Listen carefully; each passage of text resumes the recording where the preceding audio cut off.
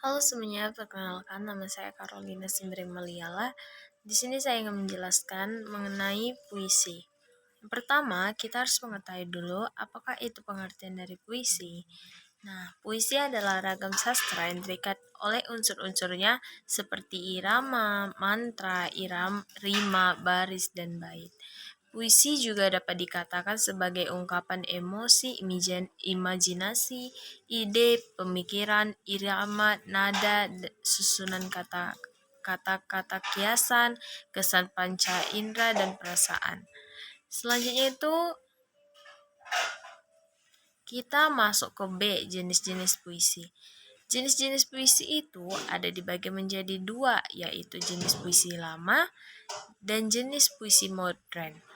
Jenis-jenis puisi lama itu berupa pantun, syair, talibun, mantra, dan gurindam.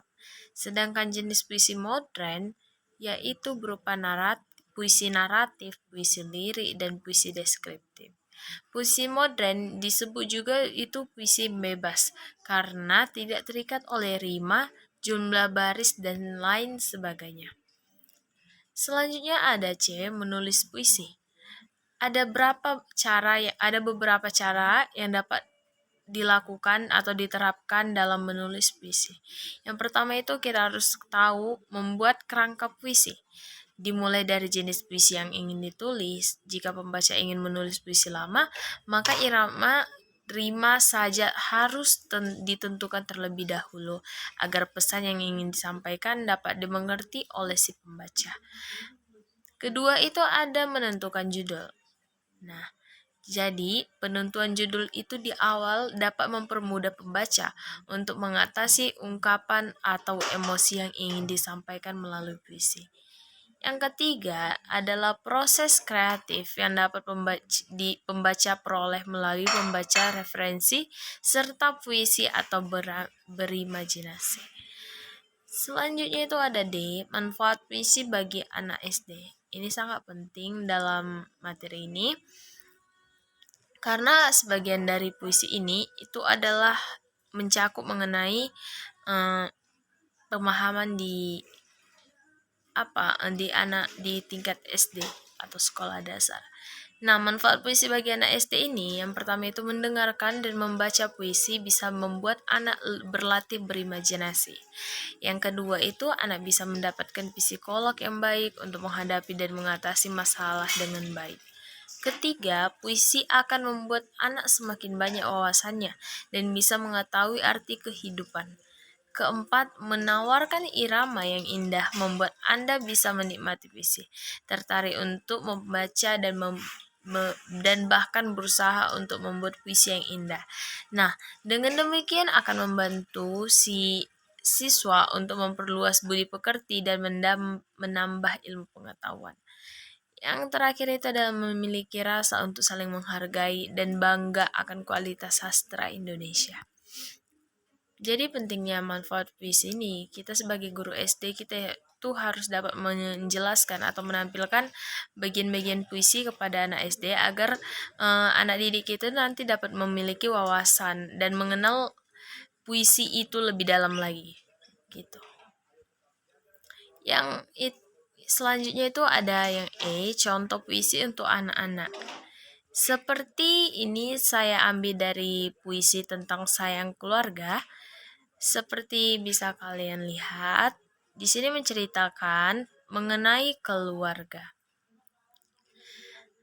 Dan ini sangat cocok ditampilkan di anak SD, untuk anak SD karena memiliki kesan dan pesan yang sangat baik. Oke, selanjutnya kita lompat ke F, metode yang digunakan dalam topik puisi di kelas 5 SD. Metode yang digunakan itu, yang saya gunakan yaitu metode picture in picture atau menggunakan gambar. Yang kedua itu, media yang saya gunakan untuk mengajarkan topik puisi yaitu mengajak anak-anak untuk mengamati gambar kupu-kupu, gambar tanaman, lingkungan alam.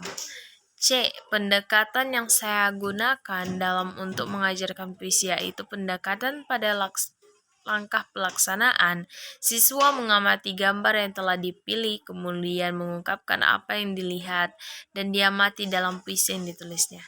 Sedangkan pada tahap tidak lanjut, guru melihat hasil puisi yang telah ditulis oleh siswa, agar seluruh siswa mengetahui kesalahan dalam penulisan puisi.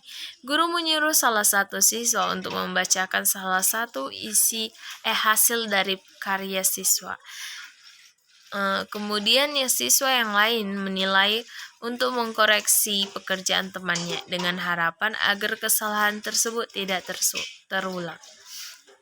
Di sini juga saya ingin menambahi bahwa di poin yang kecil ini itu juga dapat melatih cara bicara siswa dalam membacakan puisi dan melatih mental siswa agar dia lebih dapat berani berdiri di depan gitu, berdiri menunjukkan hasil karyanya di hadapan orang banyak seperti itu. Yang selanjutnya itu terakhir ada D. Alasan saya untuk memilih metode media dan pendekatan dia yang ada di atas karena si anak akan lebih terangsang dalam berekspresi yang dituangkan dalam metode gambar untuk membuat puisi. Dari cara pengamatannya dari gambar yang sudah disediakan oleh guru di kelas. Begitulah sekian dari video saya. Apabila terdapat tutur kata yang tidak diinginkan, saya minta maaf dan saya ucapkan terima kasih.